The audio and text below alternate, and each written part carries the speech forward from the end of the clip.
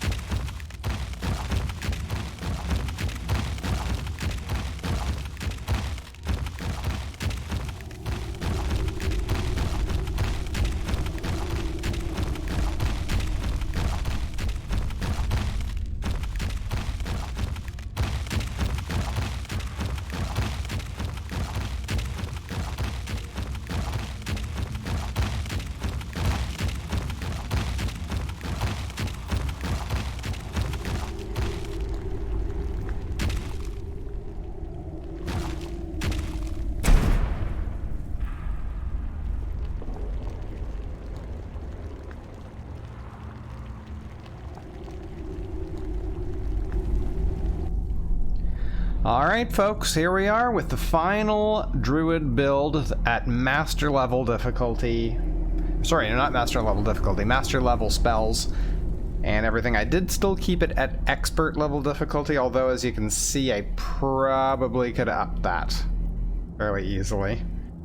So let's take a look at the new spells, the master level spells. So we've got Spirit of the Sun, and this is being boosted by the Vancian magic, which we will discuss when we go over the perks.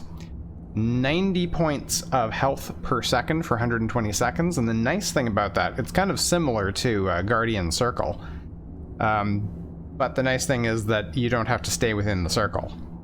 So you cast that, as you saw, I cast it, and then I turned into the Force of Nature thing, and then I just wiped out the rest of the vampires in this lair.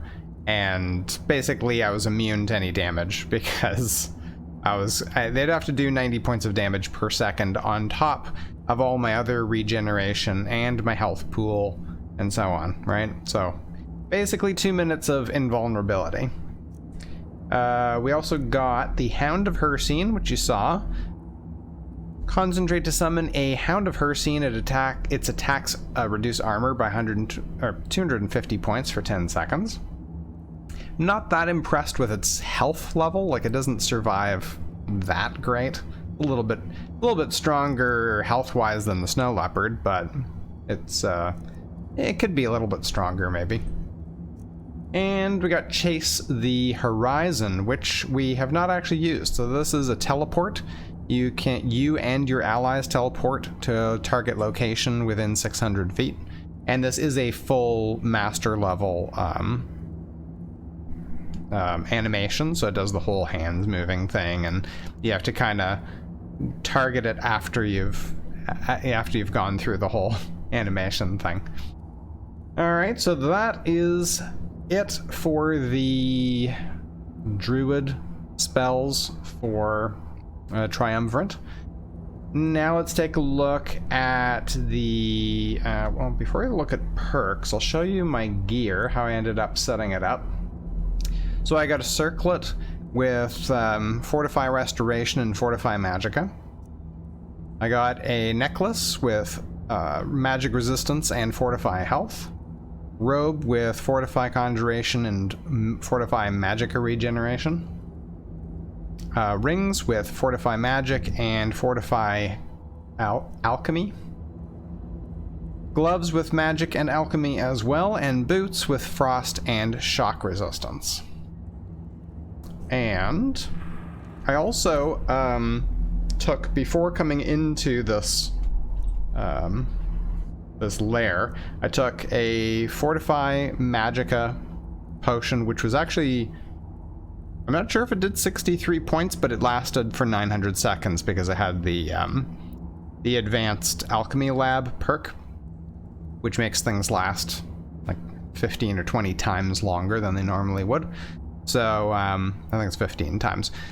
So that increased my Magicka further. Also had Regeneration of Magicka. I think that one might still actually be active because it's 4,500 seconds. Fortify Stamina Regeneration, Frost Resistance, Magic Resistance, and then as a backup I had some Restore Magicka potions, but didn't end up needing them. For the perks, let's go from Conjuration, I guess. So I didn't do anything else. If you've missed any of the previous videos in this series, you can go back and see how I selected perks for the Novice, Apprentice, Adept, and Expert levels. So I didn't go any further into Conjuration. I'm still not clear about whether, I didn't test it.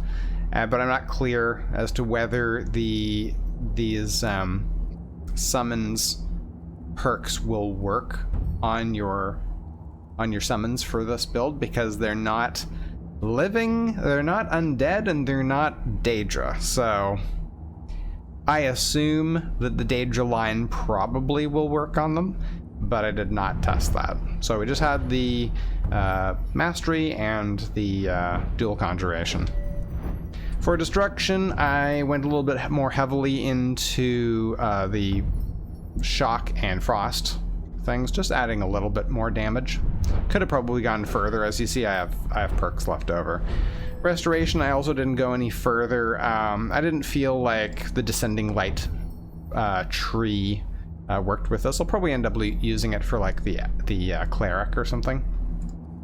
Same thing with the Plague Doctor stuff. I did kind of toy with the idea of using disease and things, but I wanted to make this Druid more about life than death. And that was basically the point of this final video. It's like the ultimate battle between life and undeath in this case. For Alteration, we went pretty heavy. I added... Oh, I completely forgot about getting the Throne of Nirn, which was... gives you basically earth magic, doing the whole pillar thing. I guess this only really works outdoors. so I didn't end up using that. But I did get Vancian Magic, Quadratic Wizard, and Dungeon Master. So the Dungeon Master, I went with increased effectiveness and decreased number of spells, and I still had like 27 spells. So if you're going to do a longer dungeon than this, you'd probably want to go with balanced. But you do always have the backup of intuitive magic, so you can still cast novice and apprentice spells even if you've run out of Vancian magic. And where's alchemy? There we go. Went even heavier into alchemy at the end here. Got Witchmaster and Chemical Wedding. Now I don't know, of course these are random side effects, so sometimes they're going to help you more than others. I think I got some bonus experience or something for like 60 seconds was one of them, so that didn't really help me for this particular battle, but there you go. And you can see at the bottom here how I ended up with massive amounts of magicka and health, and even a little bit of stamina, even though I didn't put any points into that. And I think that's it. Yeah. Oh, I'll show you the teleportation thing. Let's do that right here, maybe.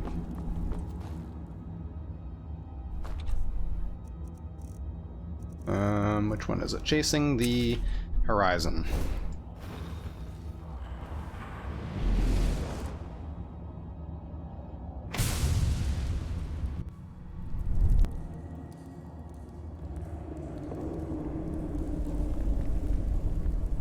So it's very much like a, it's basically a fast travel with animations. It's not like you don't actually like pass through this area. It's like you literally are removed from there and placed here, which is probably a lot less glitchy than trying to do some sort of, you know, whizzing through the air mechanic or whatever. Alright, so I hope you enjoyed this video. If you did, hit the thumbs up, and if you'd like the written guide, you can head over to my website, pcoutcast.com. I will have a link in the description for pretty much everything, how I set up the build. Thank you very much. We will see you in the next video.